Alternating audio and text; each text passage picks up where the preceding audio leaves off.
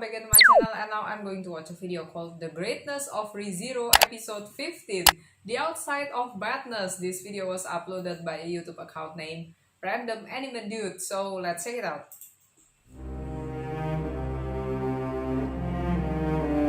Jack. It's Titanic reference. Episode 15. Back in the summer of 2016, the ReZero anime had a special run. It was one of them rare animes where waiting for the next episode became torture, and even though I think ReZero will probably mostly always be remembered for this, and all the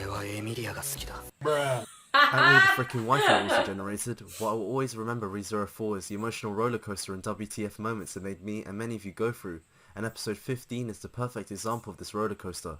It was an episode where once I finished it, I literally just stared at my computer screen for the next 20 minutes in complete silence. I didn't know what to do, I was completely overwhelmed and amazed.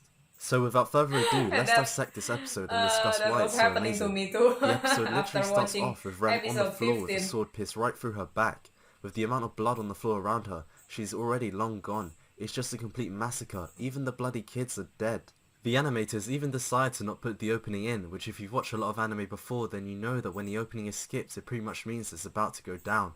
What skipping the opening does is that it doesn't give us as viewers even a chance to recover from the horrific starting events we have just witnessed. We are made to suffer alongside Subaru, as if we are walking right next to him in all this bloodshed.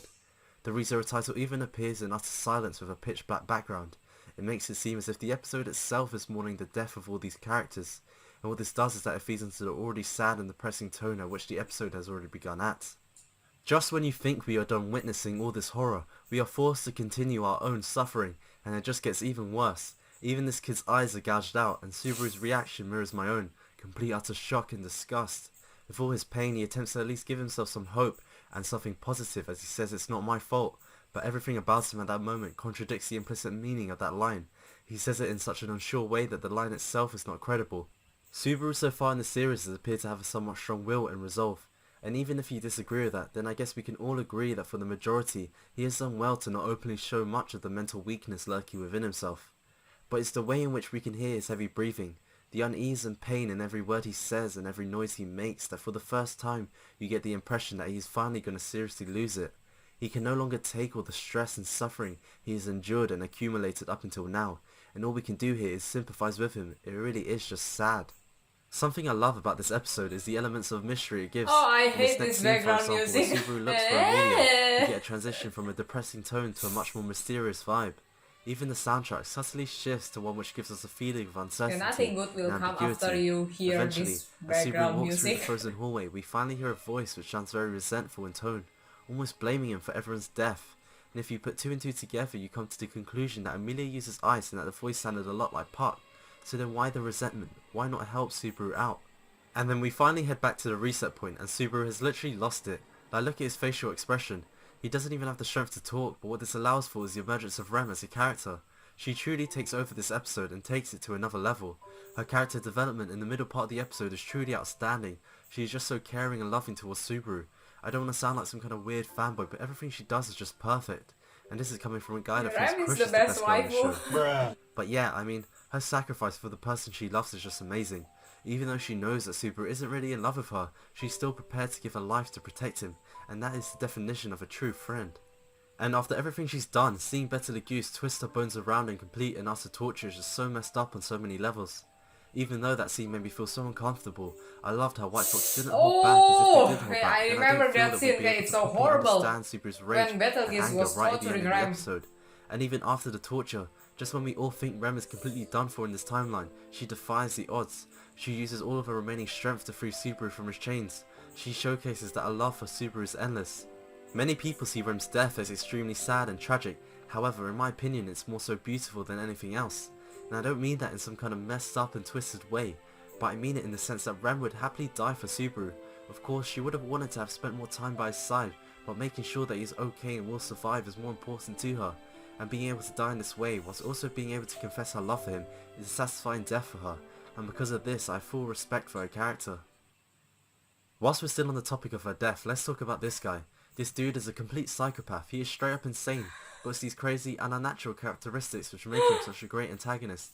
He reminded me a I lot really of a hate mixture this between the Joker character. and one of these psycho Axie cult members Oh yeah, from he's Konosuba. like a And I'm Joker just going from to give straight up Batman. credit to Better Goose's voice actor Yoshi, that guy, for doing an outstanding job. You- He's able to perfectly showcase in Better Goose's voice his passion and frustration, but also his sadistic and insane nature. The only negative thing about his voice acting is the fact that now every time I read the Shokugeki no Sama manga or watch his anime, I feel like Sama is just going to suddenly turn insane. We then head to the final scene of the episode, and this is the part which I feel so elevates the episode to an amazing level. So he's You the almost voice feel as if actor the episode of is about to end as Subaru holds Rem Soma in his in arms. Shokugeki no The way the Soma. soundtrack plays, it feels like it's at the peak and I didn't climax of notice its that. tune. At this moment, I kinda got the feeling he was gonna try and commit suicide and go back to the reset point, but the setting and Subaru's tone contradicted my thoughts at that time. The sunset setting around Subaru, and the shot of him holding Rem whilst looking into the vast view around him feels very peaceful and conclusive. It does in a way make it seem as if there's a whole world out there ready for Subaru to explore and to uncover the mysteries surrounding him. Subaru's words and his tone also feel very conclusive. Despite all the suffering he just went through, he speaks like he's at peace with himself. The episode could very well have ended at this moment, and as viewers we'd all be fine with that. In a way, if you already knew what was about to come in the next scene, you'd probably wish it ended right there. But being the saddest that they are, the creators of the show tend to play with our emotions once more. Happiness, Boy, what's did the feels that? hit us. Just as you think the soundtrack is over after a slight pause, it continues while sounding much more serious and dramatic. The setting also immediately changes. We instantly move from a peaceful and well lit setting to one almost at the peak of nighttime. And similarly to how the episode started, Subaru is isolated. All he has to comfort him is literally Rem's dead body. And then begins one of the most messed up sequences I've ever seen. All around him is the dead bodies of innocent villagers whom he eventually came to love. The only thing at this moment which is keeping him going is the one man who has caused all of this, Betelgeuse. Subaru has burned his face into his memory. He constantly repeats his name, not only in rage but in anguish and desperation. With this now being the second time the massacre has happened, you get the Episode Steins 15 kind of of feeling, which ReZero is that this gave massacre me is just nightmares. unavoidable. You could even argue that this is what triggers Subaru's desperation, the feeling of the impossible, that even if he does reset, will he even be able to prevent this from happening again? But the way he constantly repeats Betelgeuse's name and then comes to exclaim it made me feel as if Subaru is actually pleading with Betelgeuse to just leave all his friends alone. It's just so messed up.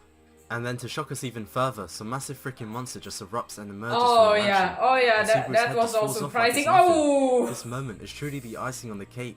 The way in which it happens so suddenly, and in a way naturally, makes it extremely hard for us as viewers to contemplate and digest.